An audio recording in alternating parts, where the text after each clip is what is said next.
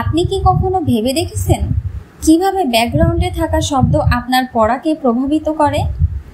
একটি সাম্প্রতিক গবেষণায় দেখা গিয়েছে যে কফি শপের কোলাহল বা ট্রাফিকের মতো শব্দ আমাদের পড়ার গতি কমিয়ে দিতে পারে, কিন্তু এক্ষেত্রে পড়াটি মস্তিষ্কের বোঝার ক্ষেত্রে তেমন কোনো প্রভাব ফেলে না।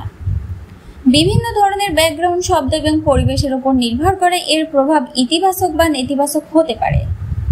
গবেষণাটি আমাদের মস্তিষ্ক কিভাবে ভাষা প্রক্রিয়া করে সে সম্পর্কে দুটি তত্ত্বেও অন্বেষণ করেছে।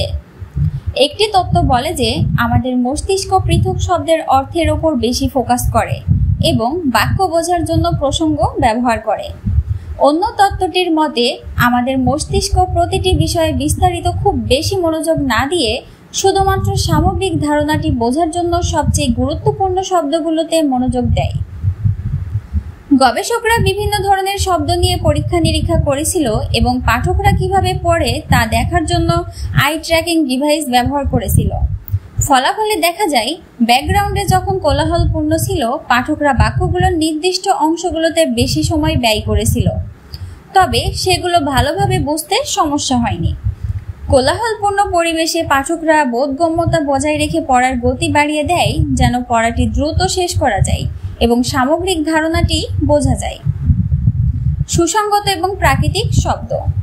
কিছু গবেষণায় দেখা গেছে যে প্রাকৃতিক শব্দ যেমন বৃষ্টির ঝমঝম শব্দ বা সমুদ্রের ঢেউ শব্দ মনোযোগ বৃদ্ধি করতে এবং মনকে প্রশান্ত রাখতে সহায়ক হতে পারে। এই ধরনের শব্দগুলি মনোযোগ ধরে রাখতে সহায়ক হতে পারে, যা পড়ার দক্ষতাকেও বাড়িয়ে তোলে। মিউজিক এবং নির্দিষ্ট তালযুক্ত শব্দ।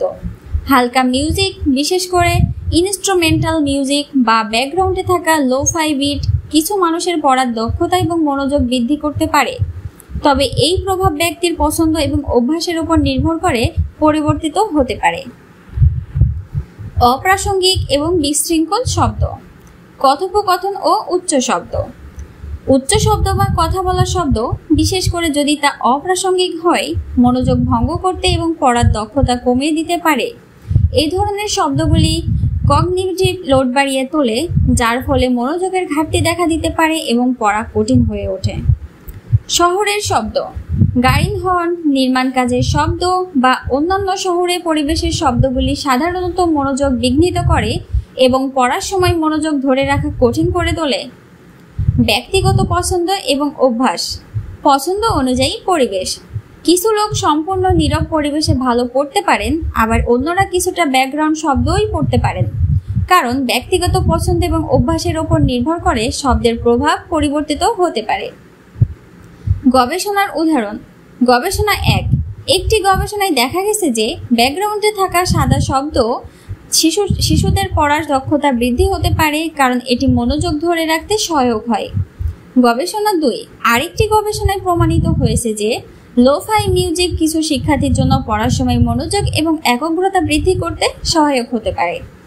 ব্যাকগ্রাউন্ড শব্দ পড়ার দক্ষতা এবং মনোযোগকে প্রভাবিত করতে পারে এবং এর প্রভাব ব্যক্তিগত পছন্দ, শব্দের ধরন এবং পড়ার পরিবেশের উপর নির্ভর করে।